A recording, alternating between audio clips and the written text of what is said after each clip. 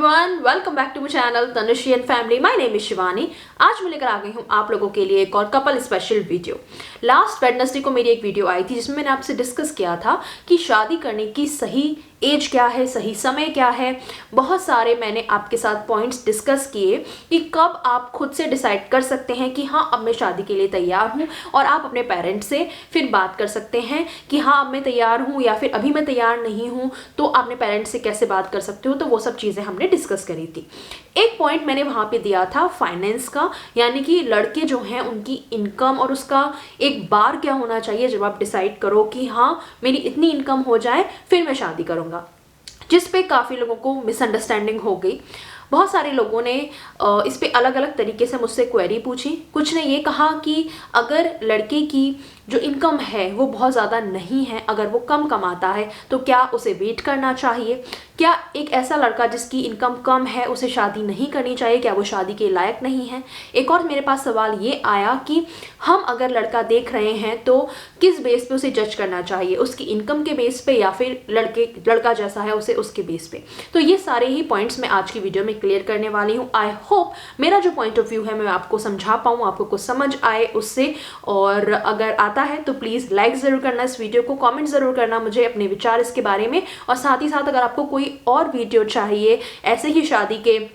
Topic पे तो वो भी ज़रूर बताइएगा कमेंट सेक्शन में, शेयर ज़रूर कीजिएगा बैचलर्स लोगों के साथ में। और इसके साथ ही साथ अगर पहली बार मेरे चैनल पे हैं तो प्लीज़ ज़रूर सब्सक्राइब कर लीजिए मेरे चैनल को, और बेल आइकन को भी ज़रूर प्रेस कीजिएगा ताकि आप लोगों को मेरी वीडियोज़ के नोटिफिकेशन मिलते रहें। तो आइए शुरू करते हैं आज का video. Let's get started.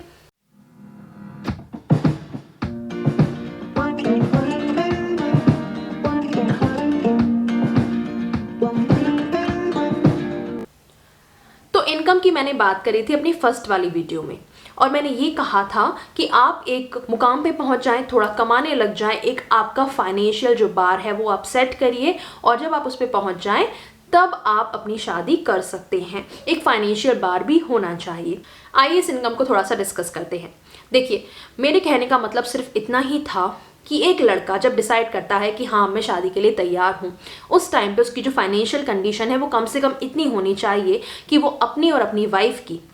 Basic सी जो ज़रूरतें हैं, रोटी कपड़ा मकान, कम से कम वो तो पूरा कर पाए। खाने को भरपेट खाना हो और पहनने को कपड़े हो, तन ढकने को ज़रूरी नहीं है आप 5 स्टार होटल में खाना खाएं या फिर बहुत ज़्यादा हाई फाई ब्रांडेड कपड़े पहने। बेसिक सी जो ज़रूरतें हैं कि जिसमें आपका गुजारा हो जाए, कम से कम उतना आपकी इनकम होनी चाहिए। तीसरा, घर में सर के ऊपर आपके एक छत होना चाहिए, घर होना चाहिए, चाहे वो अपना हो चाहे किराए का हो। बहुत सारे लोग किराए के घर में रह रहे होते हैं लेकिन उनकी तनख्वाह जो है वो इतनी पूरी नहीं पड़ पाती कि किराया निकाल पाएँ, या फिर खुद का घर है तो वो इतनी बुरी कंडीशन में है उसकी प्रॉपर मरम्मत उनसे नहीं करवाई जा रही। तो आप कम से कम इस लायक बन जाए पहले कि इन छोटी छोटी बेसिक सी ज़रूरतें हैं जो कि हर इंसान को चाहिए होती हैं, रोटी कपड़ा मकान, उनको आप प्रोवाइड कर पाएँ खुद को और अपनी वाइफ को। इसके साथ साथ बहुत सारे लोगों के ऊपर अपनी फैमिली की भी जिम्मेदारी होती है, माँ बाप की, छोटे भाई बहनों की। तो अगर आप उनमें से हैं कि आपके जो पेरेंट्स हैं या छोटे भाई बहन हैं वो भी आप पे डिपेंडेंट हैं, तो ऐसे में तो आपको थोड़ा और सोचना चाहिए कि ऑलरेडी जो आपके घर के फैमिली मेम्बर हैं उनको भी आपको फाइनेंशियली सपोर्ट करना है, साथ ही साथ एक जो नया मेम्बर आएगा उसकी ज़रूरतों का भी आपको ख्याल रखना है। तो ऐसे में आप कम से कम उस मुकाम पे पहुंच जाइए कि इन लोगों को आप बेसिक सी ज़रूरतें प्रोवाइड कर पाएँ, कम से कम इतनी आपकी सैलरी होनी चाहिए। अब बात करते हैं सेकंड पॉइंट की, कि जैसा लोगों ने मुझसे पूछा था कि हम एक इंसान को किस बेस पे जज करें, वो कैसा है या क्या क्या देखें उसमें, या फिर हमें सिर्फ उसकी सैलरी देखनी चाहिए, इस पे डिस्कस करते हैं। देखिए, जैसा मैंने आपको कहा, कम से कम उसकी आमदनी इतनी होनी चाहिए कि वो जिस एरिया में रहता है, शहर में, गाँव में या जहाँ भी रहता है, वहाँ का उसका क्या लाइफ स्टाइल है उसको वो मेंटेन कर पाए। जो आपकी बेटी का लाइफ स्टाइल है वही कम से कम, उससे ज़्यादा ना सही, कम से कम वही सेम लाइफ स्टाइल वो उसको प्रोवाइड कर पाए। तो इतनी आमदनी तो कम से कम उसकी होनी ही चाहिए। उसके ऊपर फिर आप देख सकते हैं उस लड़के की काबिलियत क्या है, उसकी इंटेलिजेंस कैसी है, उसकी पढ़ाई लिखाई कैसी है, उसका वर्क एक्सपीरियंस कैसा है, आगे चल के वो कितना ग्रोथ कर सकता है।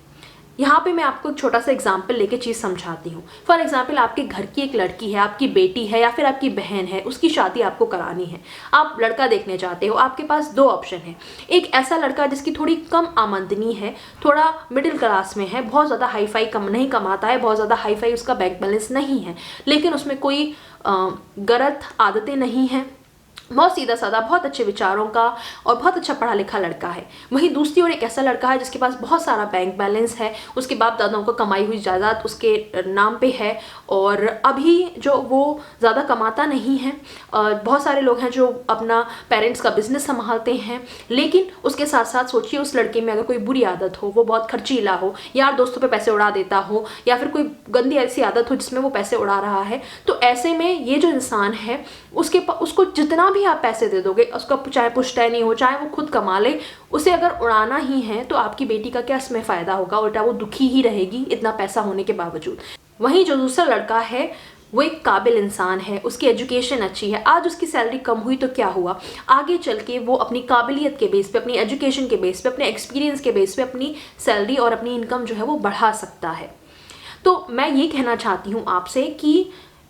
एक बेसिक नीड आपको देखनी चाहिए कि कम से कम उतनी इनकम हो, और उसके बाद आपको लड़के की काबिलियत देखनी चाहिए, उसकी एजुकेशन, उसका एक्सपीरियंस, उसमें कितनी इंटेलिजेंस है, वो कितना काबिल है।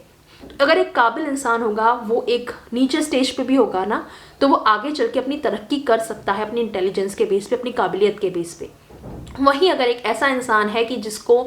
सिफारिश करके या चेक लगा के एक अच्छी नौकरी मिल गई, आज वो अच्छा कमा रहा है, लेकिन अगर उसमें काबिलियत ही नहीं है, उसमें उस काम को संभालने की एजुकेशन ही नहीं है, हुनर ही नहीं है उसमें, तो वो अच्छा खासा जमा हुआ बिजनेस भी बिगाड़ सकता है, अच्छी खासी जॉब में भी वो परफॉर्म नहीं कर पाएगा, उसको जॉब से निकाल दिया जाएगा। तो ऐसे में बहुत ज़्यादा ज़रूरी है कि हाथ में उस समय कितना पैसा आ रहा है वो देखने के बजाय आज से 5 साल बाद इस बंदे की ग्रोथ कहाँ होगी, 10 साल बाद ये कहाँ होगा, मेरी जो घर की बेटी है उसको फ्यूचर ये कैसा दे पाएगा, आप उस पर ध्यान दीजिए। तो आई थिंक ये चीज़ क्लियर हो गई है यहाँ पे। मैंने आई होप आपको ये चीज़ समझाने में मैं सफल हुई हूँ कि आपको कम से कम इतनी इनकम देखनी चाहिए कि उसकी बेसिक ज़रूरतें वो पूरी कर पा रहा हो लड़का, और उसके साथ साथ